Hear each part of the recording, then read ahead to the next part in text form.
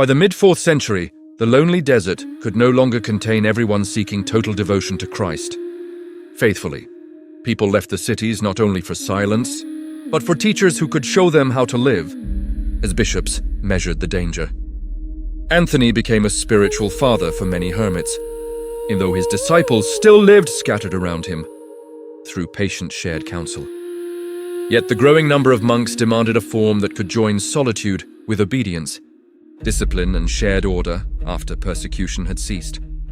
So communal life gradually appeared, where a person fled not from brothers, but from the world, for those who followed. The Greek word for this new form meant common life, yet its goal remained the desert of the heart, before the watching church. The monk still sought freedom from passions, but now that freedom was tested by neighbors, duties, and daily obedience, this was not the invention of one person, but a response to the pressure of the movement itself. Through prayer, labor, and obedience, still, the name of Pachomius would become the main symbol of how the desert became a disciplined community, faithfully. Through him, monasticism would receive rules, walls, labor, prayer, and a new force for the whole church, before later generations would remember it.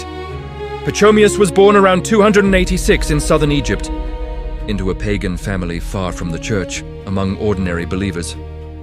He grew up among people who knew Roman power mostly through taxes, recruitment, and fear after public danger faded into honored Christian status. When he was taken into the army, the young recruit found himself among men held under guard, before God. There he saw what he did not expect. Christians brought prisoners, food, comfort, and practical kindness across the expanding landscape of Christian memory.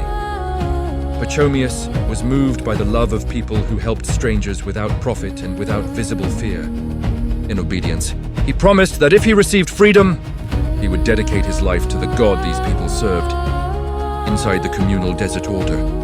Soon, he was allowed to leave the army, and he began seeking someone who could guide him with care.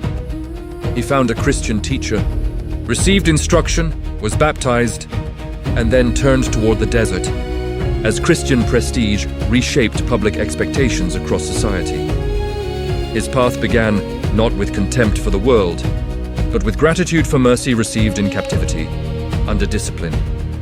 The obedience of his future monasteries was born from a scene where Christians served helpless prisoners with costly compassion. Inside Christian history itself, after baptism, Pachomius spent years beside an older anchorite, learning severe discipline, as withdrawal became a serious witness there. For 7 years, he lived under this teacher before beginning his own path of service. Within the newly peaceful Christian world after persecution, he prayed, labored, and listened until another calling slowly matured within him, as discipline took patient and visible shape. According to tradition, an angel appeared and commanded him to found a community rather than live alone, within the stricter way of obedience.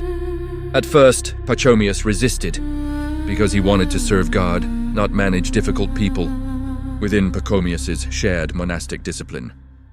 But the message returned, and the former soldier understood that obedience required a new step. As a Christian freedom demanded new forms of responsibility, his brother John joined him, and the work of common prayer began with only 2 men. Within Christian fellowship, their first task was not building fame, but making a place for prayer, contemplation, and obedience, as early zeal submitted to patient order. Pachomius wanted to teach people what the solitary person often cannot hold alone, inside a harder school of service. Thus arose the idea of a brotherhood, where monks helped one another pray, labor, and struggle faithfully, while Christian life changed around it. Pachomius chose his first recruits too quickly, and discipline soon began to break down within the changed church order.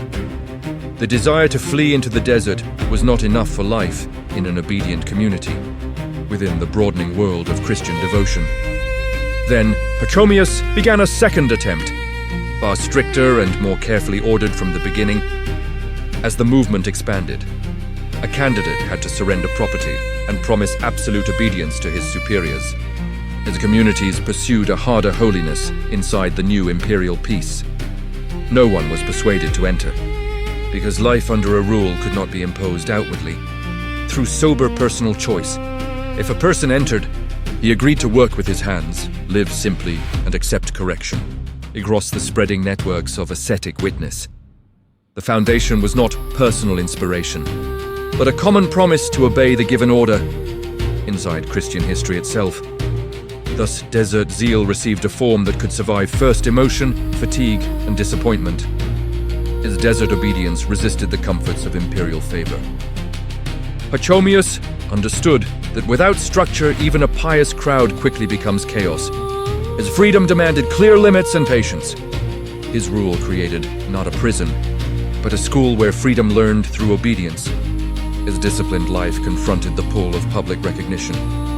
Pachomian monasteries stood within an enclosure, with one entrance marking the boundary of life, through work, prayer, and obedience. Inside stood a church, storehouse, refectory, meeting hall, and common areas for the brothers, as desert practice reshaped labor, worship, and communal leadership. The rest was divided into houses, each with its own task and internal order. Inside the post-Constantinian church itself, there were houses for stewards, gatekeepers, guest receivers, cooks, weavers, bakers, and cobblers, within communities now entrusted with honor, resources, and spiritual risk. Each house had a common room and separate cells, usually shared by 2 monks, inside the newly ordered brotherhood. This architecture taught that no one belonged to himself, yet no one disappeared anonymously, as common obedience tested the promises of public power. The gate protected the community from the world, but also made it responsible for everyone entering, inside later monastic tradition. The monastery resembled a little city, but a city built for prayer, as safer times revealed quieter trials within the Christian heart. Pachomius created a space where even crafts became part of spiritual discipline. His renunciation spoke with sharper force again. Within such walls, the desert was no longer chaos. It became an organized school of holiness within the growing geography of desert holiness. Pachomian life was poor, but not disorderly. Every detail had a purpose. As ordered, poverty made devotion visibly disciplined.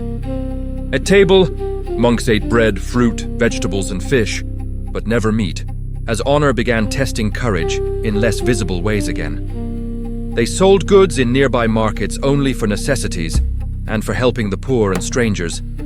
Through quiet works of mercy, there was no private property, so even economic life became a test of trust, as ascetic order redefined work, prayer, and authority together.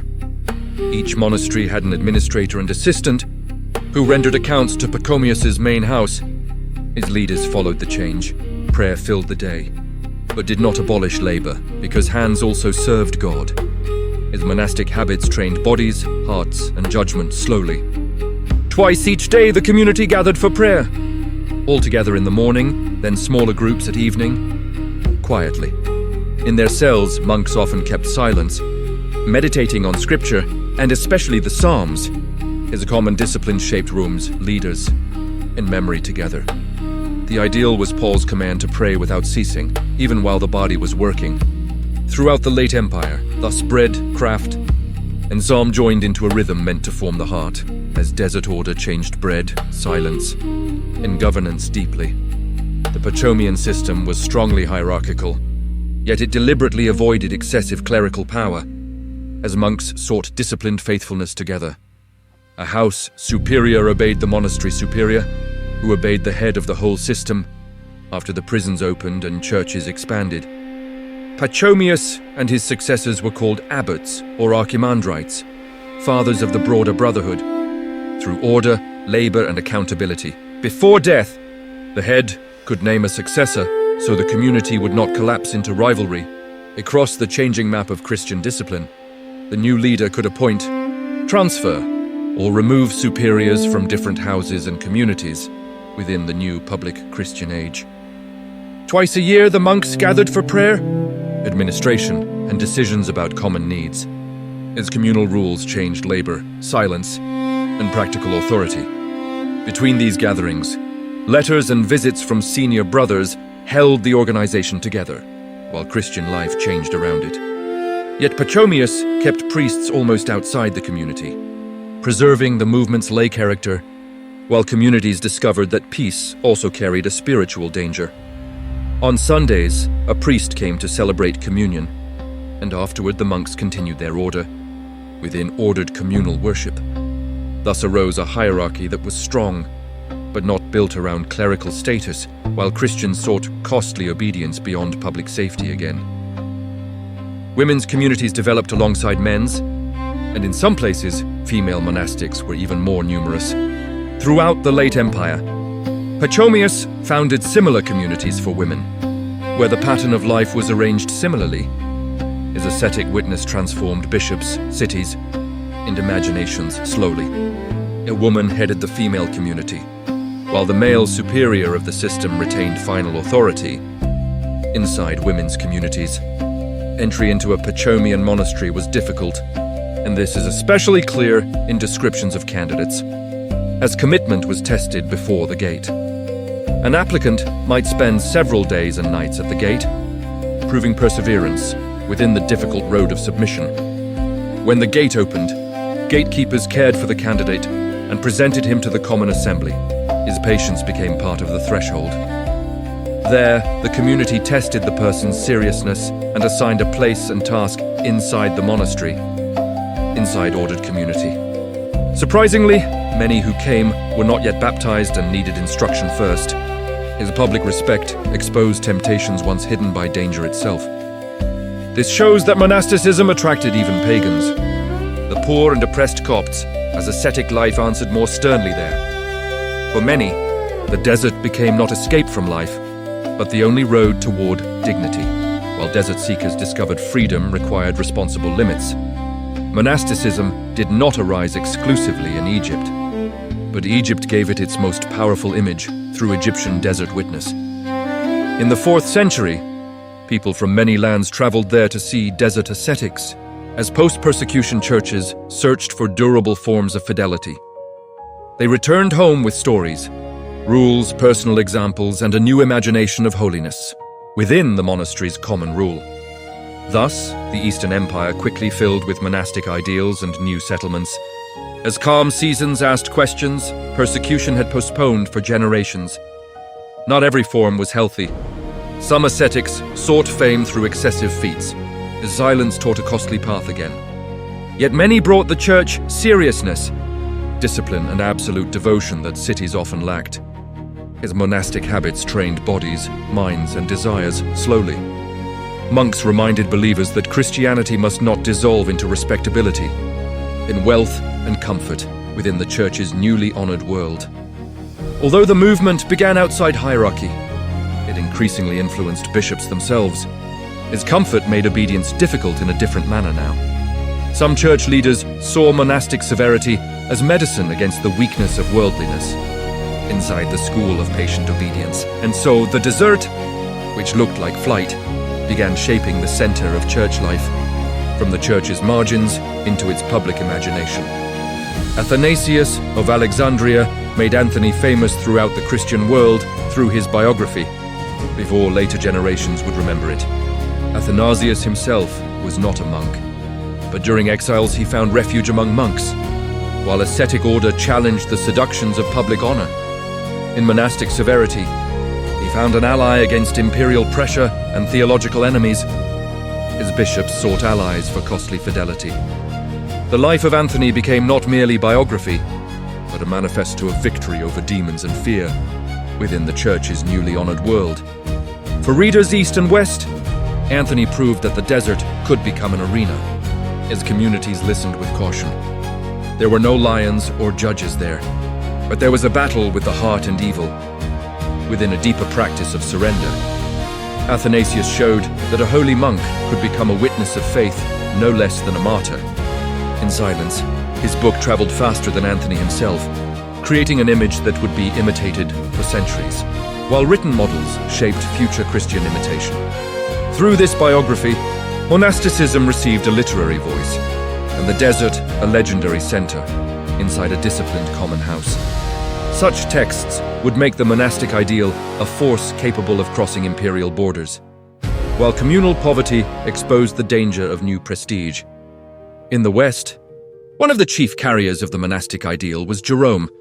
Within the shared ascetic household, he wrote the life of Paul the hermit, translated Pachomius' rule, and lived as a monk himself, inside the hard freedom of renunciation. His influence was immense because he joined learning, sharp character, and the ascetic dream. As pastors weighed the consequences, through Jerome, Western Christians saw that monasticism could also be scholarly labor. As victory uncovered motives no prison could reveal so clearly. For him, the desert did not cancel books. It purified the mind for serving scripture through study, prayer, and austerity. He helped imagine the monk not only as silent ascetic, but as translator, writer, and teacher. As ascetic zeal entered disciplined literary service. Jerome also showed that monastic zeal could be sharp, controversial, and humanly complicated, within the costly discipline of prayer. Yet such people translated Eastern practices into the language of the Latin West, inside communities bearing new access, wealth, and spiritual peril. The West did not simply copy Egypt. It turned monasticism into its own cultural force throughout Latin Christian culture.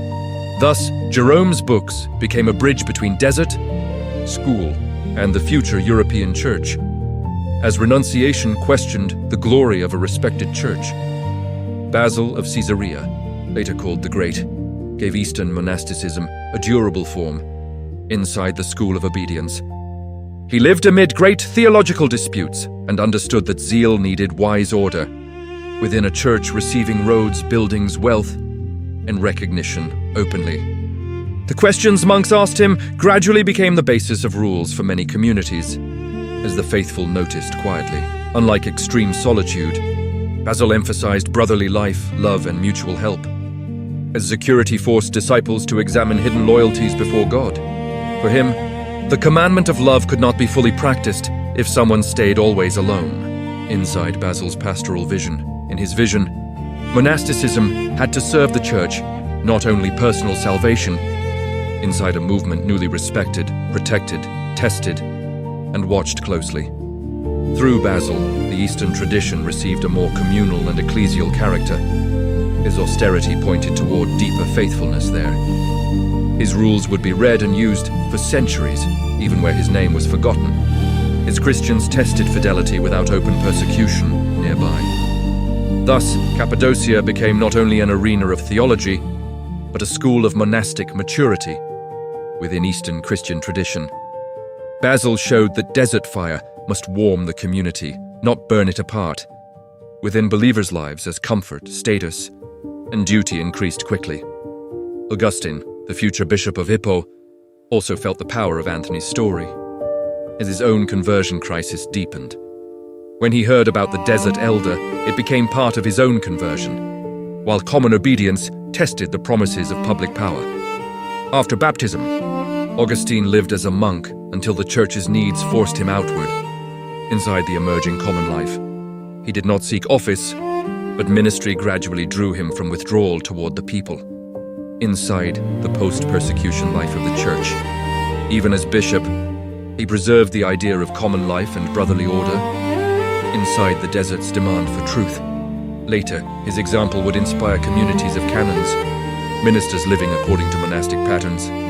His ministers sought disciplined patterns for public church service. Augustine matters because he shows the movement's flexibility. A monk could become shepherd of a city within pastoral service. His path did not cancel the desert. It carried its discipline into church ministry. His pastoral burdens required habits formed in earlier retreat. Thus, monasticism ceased to be only withdrawal and became a way to organize pastoral life through ordered pastoral community. In this transition, monasteries' future role as schools, missions, and cultural centers already appears as Christian service moved from survival toward long formation. The most popular Western story of monastic holiness became the life of Martin of Tours throughout the Latin West. Martin was born in Pannonia around 335, the son of a pagan soldier. As a newly honored church, still struggled with power's temptations. As a youth, he became Christian, But his father resisted and had him enrolled in the army. In silence. During service, he came to the gates of Amiens, where he saw a nearly naked beggar. His mercy interrupted ordinary military duty there. Martin had no money, but he had a cloak, part of his military equipment. His bishops considered the meaning. He cut the cloak in two and gave one half to the man, shivering from cold. As the movement's influence crossed new regions. Later in a dream, Martin saw Christ wearing the half-cloak he had given, in mercy, vigilance, and obedience. Christ told the angels that Martin, still an unbaptized catechumen, had clothed him. His disciples asked for deeper fidelity under the new imperial peace. This scene became one of the most beloved images of mercy in Christian art. Inside the church's altered social world, even the word chapel was later connected with his cloak and the place where it was kept, as Martin's memory entered Christian vocabulary. After baptism, Martin left the army and became a disciple of Bishop Hilary of Poitiers through a stricter Christian path. He became involved against Arianism and lived in various parts of the empire, while the desert kept judging the comfort of the cities. Eventually, he settled near Poitiers, where a monastic community formed around him. His disciples gathered around his simple pattern. His reputation for holiness grew, and people said God worked through him. His prosperity tested desires that fear once restrained inside believers. When the See of Tours became vacant, the people wanted Martin as their bishop within the brothers' ordered service. Some clergy resisted because his clothing, hair, and simplicity seemed too rough for episcopal dignity within the uneasy freedom following the persecution's end. The dispute dragged on until a scripture reading was unexpectedly received as a sign. As later readers looked back, the crowd decided that God had chosen the humble man whom prestigious clergy did not want. His desert life clarified the question deeply. Thus, a monk who had not sought office was elected Bishop of Tours. His popular devotion overruled clerical reluctance. His story changed the imagination of what a true bishop should be, as the honored church learned new interior vigilance through struggle. After becoming bishop, Martin did not abandon monastic life for ecclesiastical prestige. His episcopal service tested his monastic resolve. At first, he built a small cell beside the cathedral, so he could remain in prayer as poverty revealed another discipline more clearly. But admirers disturbed him too often, and he withdrew to the outskirts of the city, despite his growing fame. From there, he continued pastoral duties without dissolving into urban comfort, as safety created questions no magistrate had asked of believers. His life declared that a bishop should be not a courtier, but a person of prayer in pastoral office. After his death, many honored him as a saint, and his biography spread quickly across the West, across the post-persecution Western churches widely. For Western Christians, Martin proved that a monk could guide the church. His episcopal service slowly absorbed monastic discipline. He did not turn the episcopate into a monastery, but placed monastic holiness inside it when public danger faded but desire still needed testing. From this time, the ideal bishop was increasingly imagined as a man of disciplined life before the watching church. Martin's victory was not political. It was the victory of monastic imagination inside the church. Within a church now surrounded by public honor, over time, the monastic protest against episcopal wealth itself became a model for bishops, through repentance, labor, and obedience. People began expecting a true pastor to live more simply than his office required, as desert communities changed memory, worship, and pastoral authority. Thus, monasticism changed not only the desert, but the very idea of church authority within 4th century Christian life itself. If the monk once fled the city now wanted a monk as its leader. Inside the unfolding story of monastic influence, it was paradoxical. A movement against prestige became a source of new spiritual prestige inside Pachomius' structured community there. In East and West, monastic holiness increasingly judged church leaders, as easier days revealed the cost of inner faithfulness again. A bishop could possess authority, but people asked whether he possessed inward renunciation. as monastic expectations reshaped pastoral authority. Thus, the desert became an invisible measure for sees, councils, and urban churches, as respected churches learned that public honor also tested hearts. Yet, by entering church structure, monasticism itself also had to change, as institutional service demanded new discipline and humility. What began as flight gradually became an instrument of shepherding, mission, and teaching.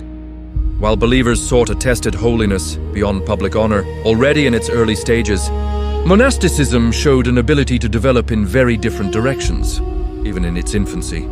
It began with solitary anchorites, but became large communities with hundreds of people, as Christians discovered that solitude alone was not enough for all. It avoided books and schools, but later attracted Jerome, Augustine, and Basil through the wider movement of disciplined prayer. Originally, it was a lay movement, not seeking priestly offices or conciliar power, as communities sought firmer obedience beyond imperial comfort.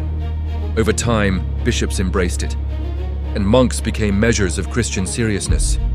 As the desert judged easier forms of faith, monasteries would become missionary bases, schools, writing workshops, and preservers of ancient culture, as the honored church sought faithful uses of influence carefully. In some lands, they would even become settlements opening new territories, inside the broad transition from fear to favor. Yet the root remained the same: voluntary life under discipline and common service, within the church's new experience of safety, wealth, and responsibility. Monasticism proved too alive to remain forever only the Egyptian desert. After persecution ended, yet inner vigilance remained necessary. It changed form because the church constantly faced new needs and dangers, as the end of terror exposed subtler dangers within hearts. At the story's end, one common theme appears. Monks wanted to live like the first believers within Christian community.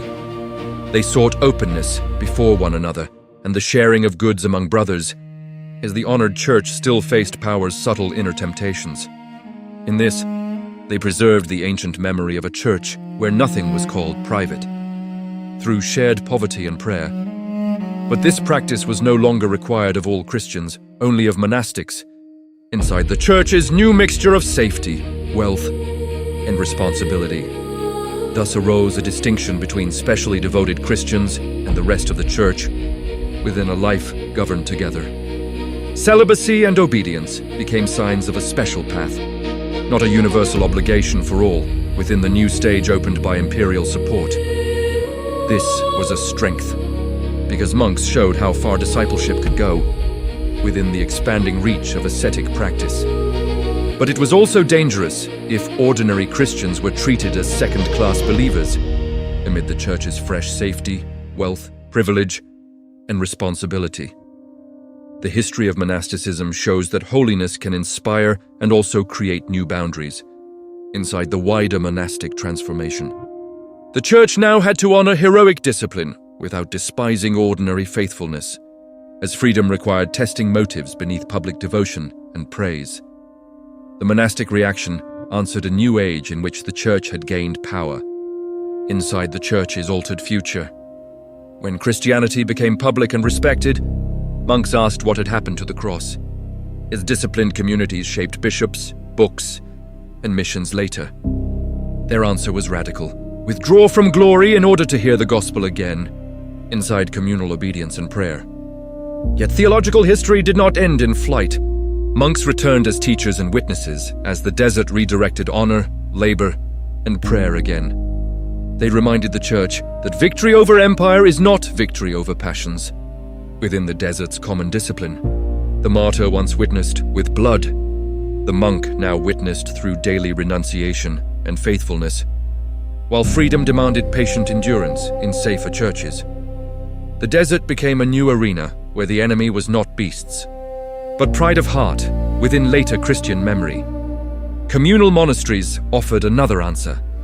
Salvation is sought not only alone, but together, while monks sought a clearer path beyond the new imperial peace. From Anthony to Pachomius, from Basil to Martin, the movement changed the church's face, as later readers looked back again. And in the next story, we will see how these ideals meet new theological battles. After Christian prestige had reshaped the public church,